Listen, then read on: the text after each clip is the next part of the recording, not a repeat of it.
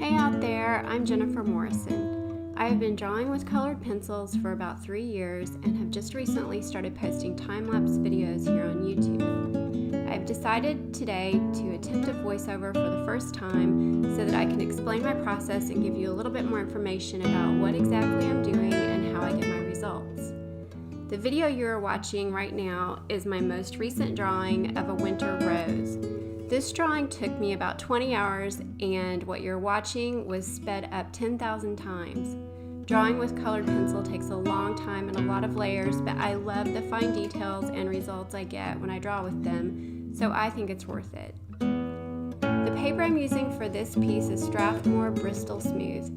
I know it is difficult to tell from this video, but this completed drawing is about 16 by 20 inches, which is a little larger than I typically draw, but it helps to get the details when you draw a little bit larger, and the details are my favorite part.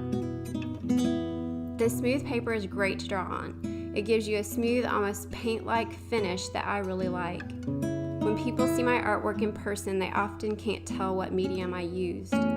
I also like to draw on hot press watercolor paper, and the Arches hot press is my favorite. It works slightly differently depending on which paper I use. I almost always use a variety of pencils. For this drawing I used a combination of Prismacolor, Faber Castell Polychromos, Caran Luminance, and the Derwent Drawing Chinese White for the brightest whites. If you are looking for a great white pencil, you should try this one, but I also like the Prismacolor White and the Luminance White. I recently discovered an app called Color Picker for Artists. I used this app for the first time on this drawing and really liked it. I always use a scrap of paper, the same paper that I'm working on, to test my colors before I start drawing. This works fine, but the Color Picker app was fun to use and made it a little bit faster to narrow down my color choices. I will definitely be using it again in the future. You may notice me blending the pencil with a scrubber brush. To do this, I'm using Gamsol Odorless Mineral Spirits. I always use Gamsol to dissolve my colors into the paper. It transforms the pencil effect into something more smooth that looks like paint.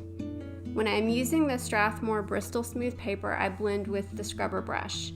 I have found that if I use a softer brush, the color smears instead of blending. When I'm using a watercolor paper to draw, like Arches, I use a softer paintbrush with the OMS. For the leaves on this rose, I decided to use the Derwent Graphitint pencils.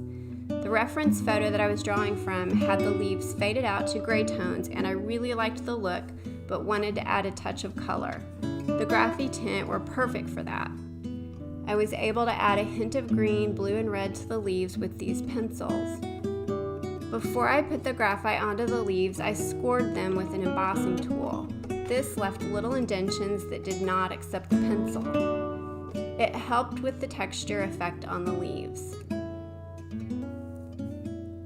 To get the textured effect on the rest of the rose, I added several layers of pencil, blended with the Odorless Mineral Spirits, and then used my electric eraser over each petal to give a mottled effect.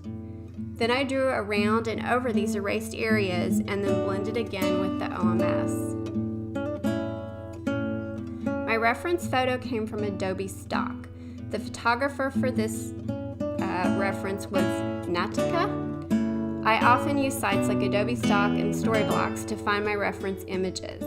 I try to credit the photographer, and I often think about what I do as a collaboration between myself and the photographer. Occasionally I take my own reference photos and would like to do this more often, but unfortunately I'm not the best photographer.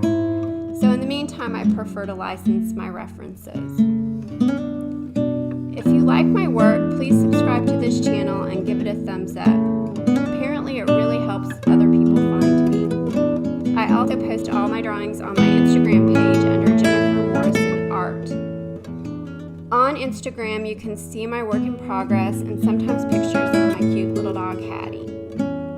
I am planning to post another video in the next week or two, so watch for that, and in the meantime, if you have any questions for me, feel free to post them in the comments below, and I will try to answer all of them. I hope everybody has a great day, and thanks for watching.